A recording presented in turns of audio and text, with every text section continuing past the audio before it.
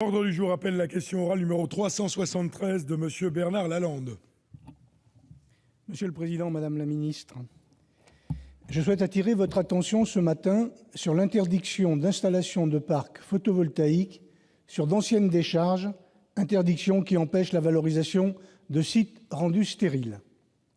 La loi 86, alinéa 2 du 3 janvier 86, relative à l'aménagement, la protection et la mise en valeur du littoral, dite loi Littoral, vise à encadrer l'aménagement de la côte pour la protéger des excès de la spéculation immobilière et à permettre le libre accès au public sur les sentiers littoraux.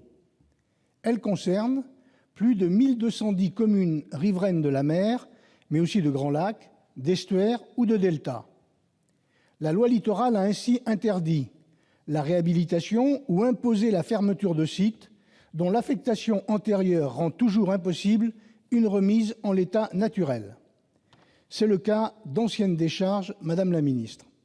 Dans de nombreux cas, les élus locaux ont fait réaliser les travaux nécessaires pour permettre la lente dégradation des déchets enfouis, tout en prévenant tout risque d'incidence sur l'environnement alentour. Compte tenu de la particularité de ces sites, liée à leur affectation antérieure, et de la volonté des élus locaux de valoriser les surfaces dans un cadre réglementaire contraint, s'agissant de communes littorales, des maires et des présidents d'établissements intercommunaux ont jugé propice d'y installer des parcs photovoltaïques. C'est le cas en Charente-Maritime et plus particulièrement au sein de la communauté d'agglomération de Royan-Atlantique. Le site pressenti pour recevoir ce projet photovoltaïque comprend 2 anciennes décharges mitoyennes exploitées entre 1973 et 2004.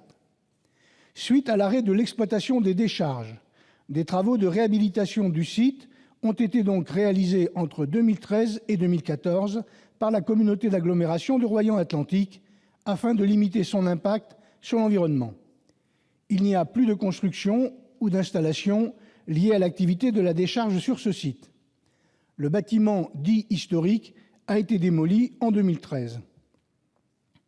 Dans le cadre de sa réhabilitation, le site a fait l'objet de divers travaux d'aménagement ayant pour principale vocation de permettre la lente dégradation des déchets enfouis tout en prévenant tout risque d'incidence sur l'environnement alentour en isolant la décharge pour les lixiviats et le relargage des pollutions dans la zone ostréicole. Tout le monde sait que Royan-Atlantique intègre la région de l'île d'Oléron et de Marennes. Ces aménagements ne permettent pas le reboisement de la zone, laquelle couvre une superficie de 7 hectares.